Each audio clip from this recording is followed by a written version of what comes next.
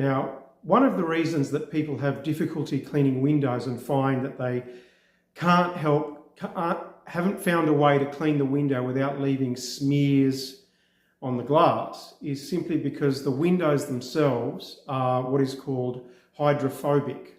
So if we look at this sliding door here, I've already scrubbed it, but I'll scrub it again with my washer.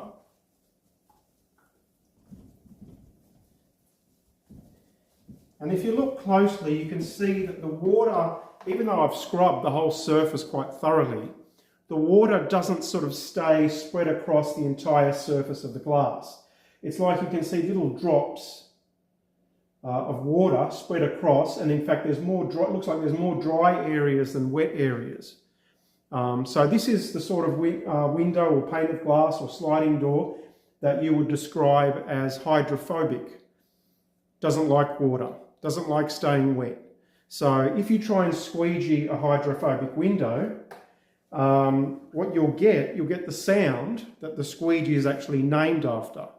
You know, the word squeegee is an example of onomatopoeia, where the word has been created to sound like the actual sound made by the tool, the object that it refers to. So if I squeegee this,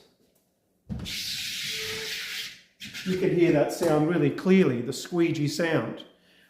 So even though the squeegee is named after that sound, when using the squeegee, you actually don't want it to make that sound. You want it to be silent. So the way to do that is you've got to turn the hydrophobic window into a hydrophilic window. You've got to make sure, you've got to get the water to spread all over. And of course, this is worse if you're working in the sun. If the sun is on the glass, all this is much worse.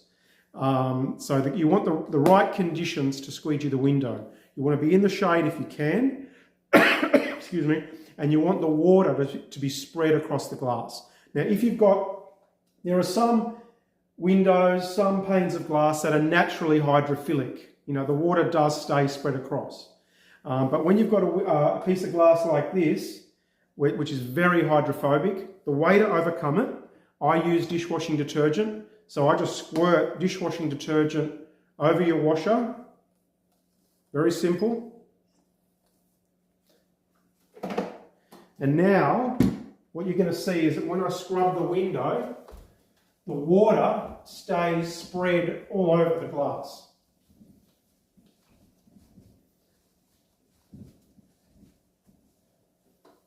And that is because the detergent has what is called surfactants, or at least one surfactant, which enables that to happen.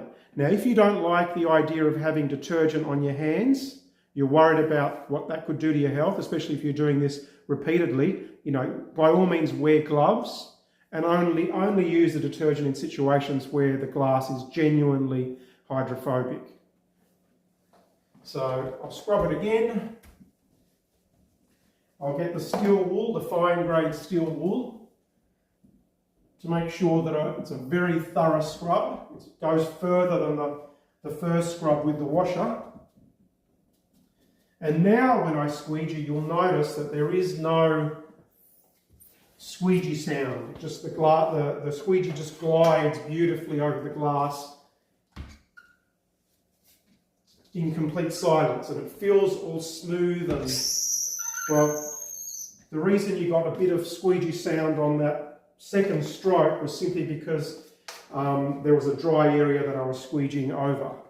But otherwise, you would have noticed with that first stroke, there was absolutely no sound. So that's the way to do it. That's the way to overcome a hydrophobic window and make sure that you don't leave the streaks and smears that have been annoying you up till this time.